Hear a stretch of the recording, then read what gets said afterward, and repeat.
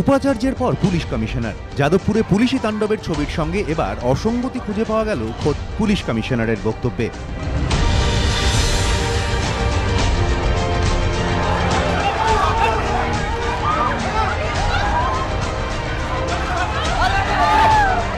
যথেষ্ট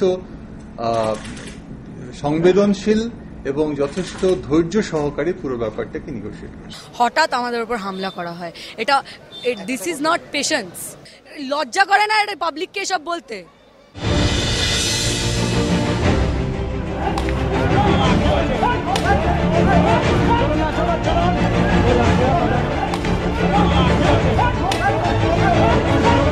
force completely ফোর্সের কাউকে আমরা দেখতে পাইনি ভিডিও ফুটেজে ফোর্স যে কারোর উপরে কোনো কিছু অ্যাসল্ট করেছে বা ফোর্স লাঠিচার্জ করেছে বা কিছু, সেটা আমরা কিছুই দেখতে পাইনি।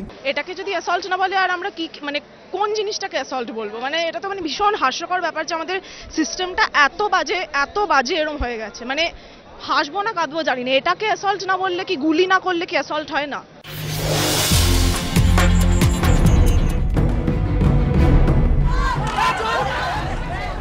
যাদবপুর কাণ্ডে শিক্ষামন্ত্রী এবং স্বরাষ্ট্র সচিবকে এই নির্দেশ দিলেন রাজ্যপাল কেশরীনাথ ত্রিপাঠী।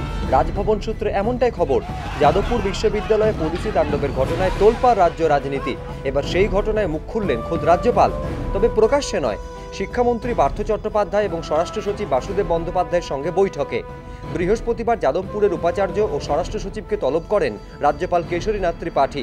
পাশাপাশি রাজ্যপালের সঙ্গে দেখা করেন শিক্ষামন্ত্রী পার্থ চট্টোপাধ্যায়ও। রাজভবন সূত্রে খবর, যাদবপুর বিশ্ববিদ্যালয়ের ঘটনা খতিয়ে দেখে সমাধান করতে হবে বলে শিক্ষামন্ত্রী ও স্বরাষ্ট্র সচিবকে নির্দেশ দেন রাজ্যপাল। ঘটনা যা আমরা দেখেছি, সিডি যা আমরা পেয়েছি, পুলিশের সঙ্গেও আমরা যে রিপোর্ট নিয়েছি তাতে পুলিশ লাঠি চার্জ করেনি। মহিলারা বললেন আমাদের প্রাণের হুমকি দেওয়া হয়েছে, উপাচার্যকে প্রাণের হুমকি দেওয়া হয়েছে। যাদবপুর কাণ্ড নিয়ে শিক্ষামন্ত্রীর এই দাবি শুনে বিস্মিত আক্রান্ত শিক্ষার্থীরা। তারা বুঝতে পারছেন না শিক্ষামন্ত্রী কোন রিপোর্টের কথা বলছেন। মঙ্গলবার মধ্যরাতে যাদবপুরের যে ছাত্রছাত্রীরা পুলিশের লাঠি ঘুষি খেয়েছেন তারা বলছেন রিপোর্ট তৈরি হয় সব পক্ষের সঙ্গে কথা বলে। আর এই ঘটনার পর থেকে তো কোনো পুলিশ কর্মী আক্রান্ত পড়ুয়াদের সঙ্গে কথাই বলেনি। যে পড়ুয়ারা জখম হয়ে হাসপাতালে ভর্তি তাদের বয়ান পর্যন্ত নেওয়া হয়নি।